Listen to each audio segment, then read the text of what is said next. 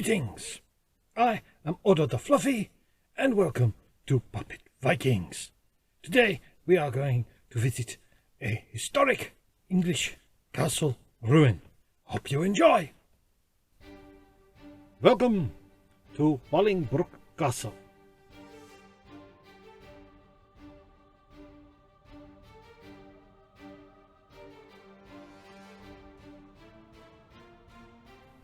This is a Norman castle in Lincolnshire.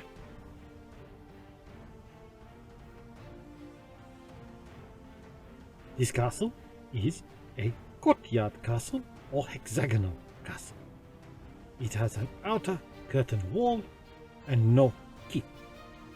It is supported 5 towers as well as 2 gatehouse towers.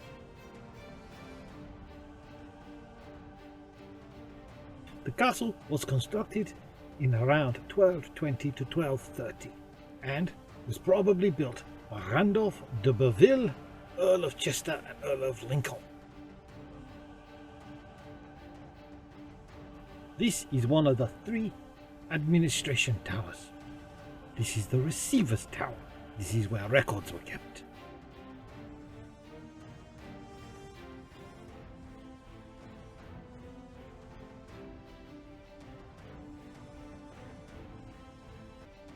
The original site for the fortress for this area was up there, just beyond those trees, on a place called Dewey Hill.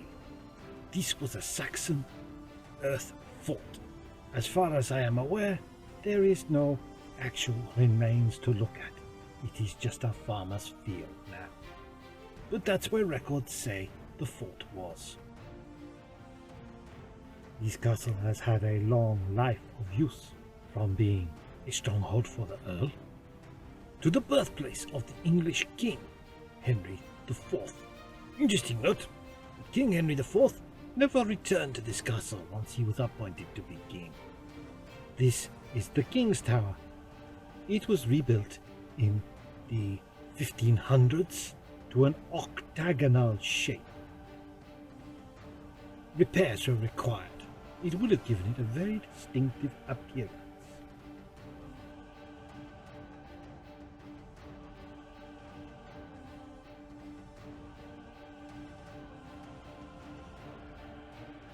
This is the kitchen tower. It was attached to the kitchen buildings, though the actual well for this castle was on the other side of the main courtyard, in what would be called the Great Hall.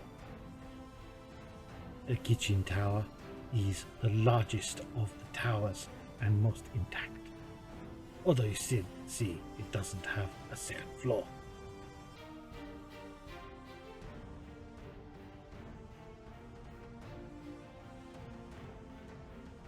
The inner courtyard is about 250 feet across,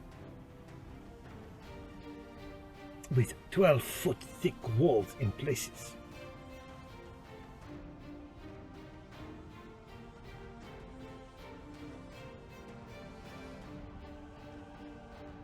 This is the second of the administration towers, otherwise known as the Auditor's Tower. This tower is where the Auditor would stay.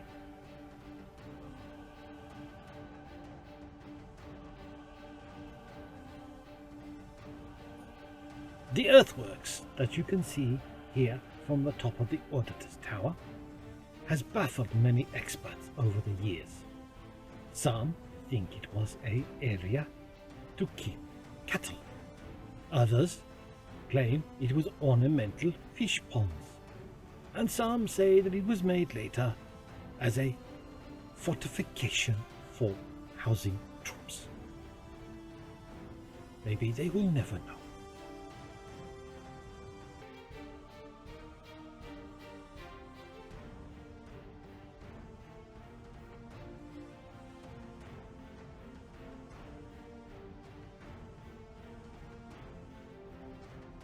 The moat was very deep and was approximately 100 feet across when this castle was built and came right up to the castle wall.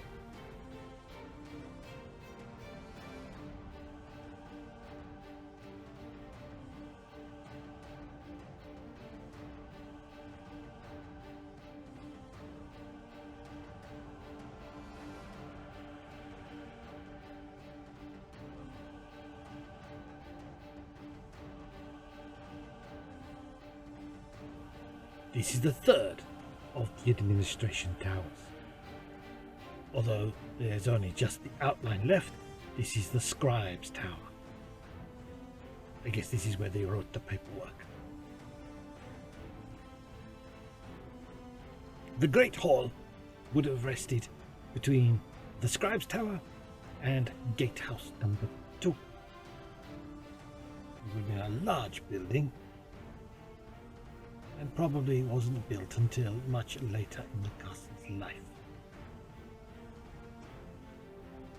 After the castle was captured by parliamentary forces in 1651, it was slighted, which means most of the walls and towers were pulled down into the moat. The gatehouse, when excavated, found the mechanism for a bridge.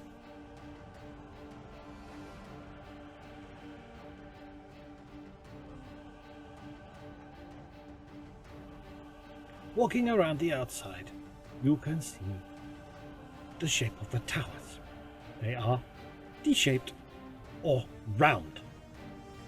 This is quite common for castles built after the Crusade periods, as lords coming back from the Crusades saw how effective the rounded tower was and replaced those of the square towers that Normans were used to.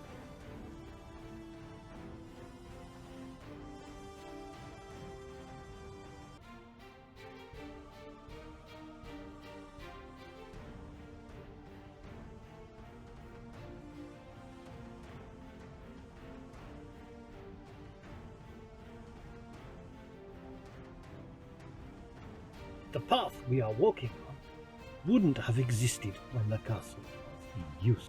This is the result of the slighting, and we are basically walking on dirt that has built up over, well, the ruins of the castle that were pulled into the moat.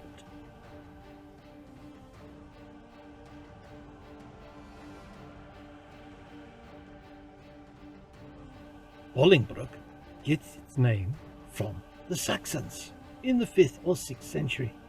It means the home by the brook of Buller's people. It refers to a stream that still runs through the village of Old Bolingbroke today.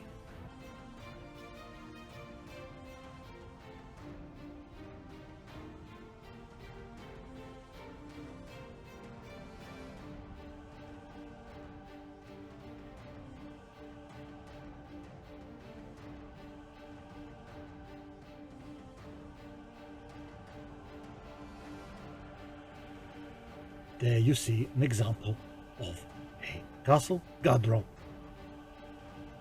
on the outside of the kitchen tower. That's a medieval toilet to you.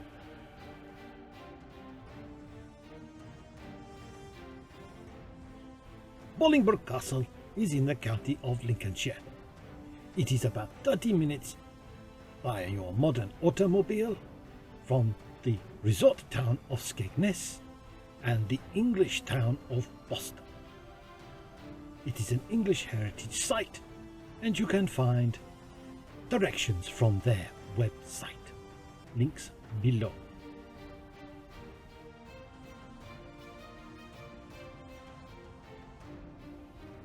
In the English Civil War, it was then used as a staging area for Royalist forces, and was torn down by the parliamentary forces after they captured it.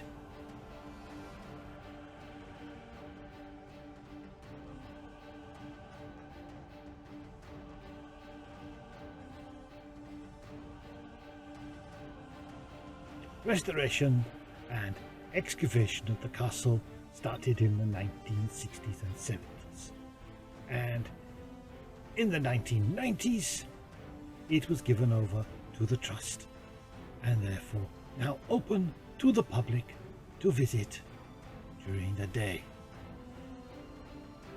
It is a very nice sight. Well, I find that fascinating. I hope you did. Please hit like and subscribe, and well, I shall see you later for another Puppet Vikings! Should be called Puppet Normans. Ha ha. Bye-bye. Farewell.